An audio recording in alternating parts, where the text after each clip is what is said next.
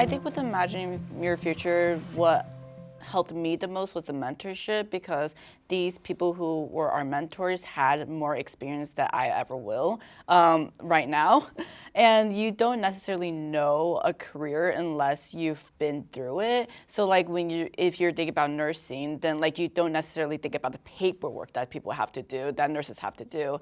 And so they really give you an insight on like what really is like, what is it really like being in that career? And so I think that really helped me with imagining your future.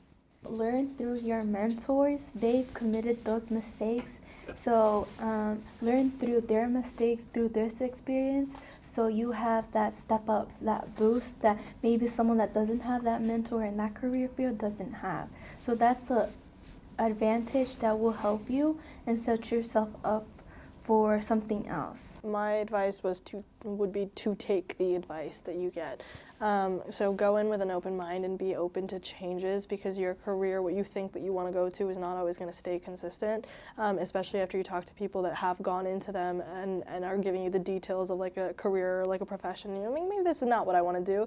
And so be open to making those changes in your own mindset, and also exploring like further things within or like without the field that you think that you're interested in. Take the advice and take it to heart. So like go on and implement it. Don't just in one ear out the other. And also I would say like do your own, you'll get a lot of advice of, hey, maybe you should reach out to this person, reach out to that person. Actually go and reach out to those people, because that's a personal responsibility. That your mentor is there to help you, not to do the work for you. And so go out and do that work, because it will pay off, because of the advice that you're getting is important.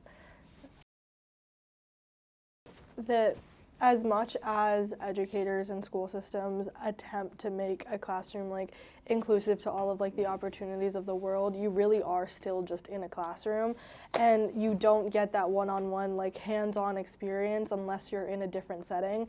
And the opportunity to be in that setting and like experience what the actual ins and outs of an organization or a corporation actually are is very different from reading about it, hearing about it, like seeing it on a screen.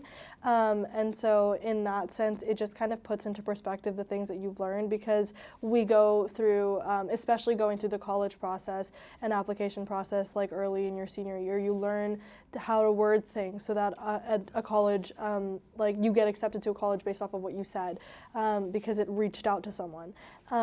And you presented yourself in a certain way. Now that all comes into like play, and you realize why that's important is because you're talking to people, you're presenting yourself in a certain manner that you want to make these connections. And so in terms of that, and also in terms of like career goals, as we were saying, is it may not always be like you're going into an externship of the very like specific career that you have in mind for your future, but that also refines like your ability and your want to pick classes based on what I now know that I want to do.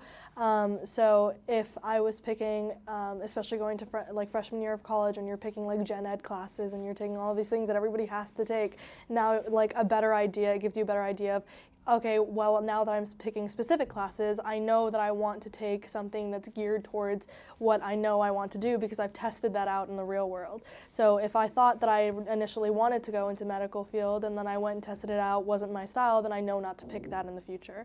So it really like, it clears your mind a little bit out of like the doubts that come with like the classroom.